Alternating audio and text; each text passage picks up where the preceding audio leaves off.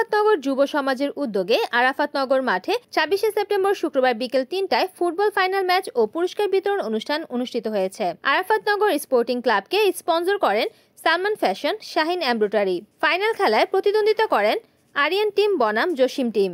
খেলার প্রথমার্ধ শেষ হলে দ্বিতীয় অর্ধের খেলা শেষের দিকে গড়ায়। তারপর অতিরিক্ত মিনিটে জসিম টিম ১ গোল করে জয়ী হন। ফুটবল খেলার প্রধান অতিথি হিসেবে উপস্থিত ছিলেন আবুল হাসান মাদব্বর। বিশেষ অতিথি হিসেবে উপস্থিত ছিলেন মসজিদের সেক্রেটারি হারুনুর রশিদ, সমাজসেবক মুজিবুর রহমান, আরাফাতনগর মসজিদের জয়েন্ট সেক্রেটারি হাজী মোহাম্মদ চুন্নু মাতব্বর। সঞ্চালনা করেন শাহজাহান শিকদার। এই সময় আরও উপস্থিত ছিলেন আরাফাতনগর এলাকার গণ্যমান্য মুরব্বীগণ। খেলা শেষে বিজয়ীদের মাঝে পুরস্কার বিতরণ করা হয়। যেহেতু আমরা আগামীতে এই ছেলেপেলে দিয়ে আমরা খেলাধুলা করি, যাতে সবাই আমরা ইজ্জতের সহিত এবং মুরব্বীদেরকে সম্মান দিয়া যাতে আমরা খেলাধুলায় অগ্রসর হইতে পারি, আমরা সবাই এই চেষ্টা করব। এবং যেহেতু আমরা আজকে একটু পরে মাগরিবের সময় হয়ে যাবে, আমাদের এখন তেমন সময় নেই।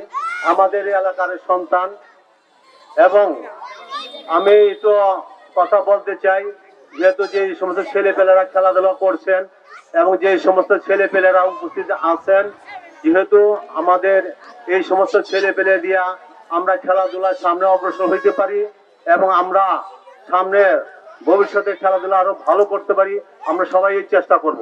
যেহেতু আমাদের এই ছেলেপেলে যে আমাদের ভবিষ্যৎ আল্লাহর রহমতে, এবং আমরা তো বয়স হয়ে গেছে এবং ছেলে পেলে দিয়া আমরা সামনের দিক দিয়ে খেলাধুলা এবং মাদক দ্রব্য দমন করা, আমরা যাতে সবাই চেষ্টা করে আমরা চলার চেষ্টা করব।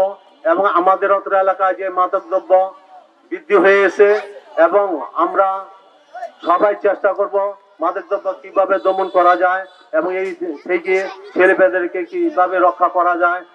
আমার কাছে এত ভালো লেগেছে যে আমাদের গ্রামে, ছোট্ট একটা গ্রামে যে এরা এত সুন্দরভাবে খেলা পরিচালনা করলো, সেই জন্য যারা আয়োজন করছে তাদেরকে আমার পক্ষ থেকে এবং আমাদের সম্মানিত মসজিদ কমিটির পক্ষ থেকে আন্তরিক অভিনন্দন এবং কৃতজ্ঞতা জ্ঞাপন করছি।